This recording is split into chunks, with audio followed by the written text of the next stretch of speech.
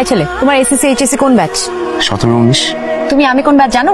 আমি কম হলেও তোমার থেকে 5 থেকে 6 বছরের বড় হব। আজকে ভদ্রভাবে বুঝিয়ে বললাম, এরপর দিন প্লিজ তোমার কাজকর্ম লেখাপড়া কিছু নাই। আপু, একদম ফ্রেশ ফুড আপনার জন্য। এটা আমি নিব না। আর তোমাকে আমি মানা করলাম না এখানে আসতে, নিজের কাজ করো। তুমি এটা বরং তোমার বয়সী কাউকে দাও।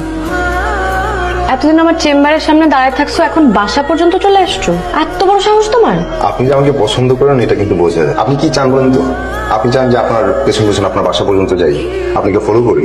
তুমি তো না চাইতেই চলে আসছো। আপু আসি, কিছু একটা তো বলতে হবে আমাকে, তাই না? তোমাকে তো বলিনি আমার পিছনে ঘুরতে। তুমি আমার ছোট ভাইয়ের ফ্রেন্ড, তুমি বুঝতে পারছো? আপনার ভাই ফ্রেন্ড, এটা কি আমার দোষ? আমি যে আপনাকে ভালোবাসি এটা কিছুই না। না, কিছু না, কারণ এটা জাস্ট একটা ফ্যান্টাসি। কদিন পরে তোমার এই ফ্যান্টাসি চলে যাবে। এটা কোনোদিনও আমাদের ফ্যামিলি, আমাদের সোসাইটি মেনে নিবে না। আপনি আমার চোখে দিকে তাকান, এবার বলুন যে আপনি আমাকে ভালোবাসেন কিনা। না। আমি এই প্রথম কোনো মেয়েকে দেখলাম চোখে চোখ রেখে মিথ্যা বলতে পারে। লায়ার।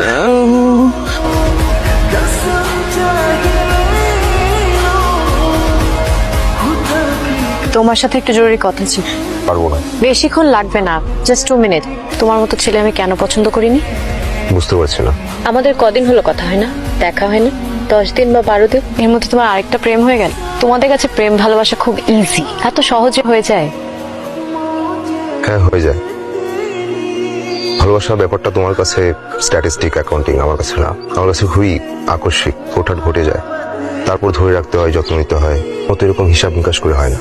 আমি তোমার চাইতে কতদিনের ছোট বা বড়, কি চাকরি পাবো কি পাবো না, তোমাকে কি খাওয়াবো কি পড়াবো, এটা ইম্পর্টেন্ট না। আমি তোমাকে ভালোবাসতাম। যে সমাজের জন্য তুমি আমাকে গ্রহণ করলে না, সে সমাজ তোমার কানে কানে এসে বলেছে যে আমি তোমাকে ভালোবাসি।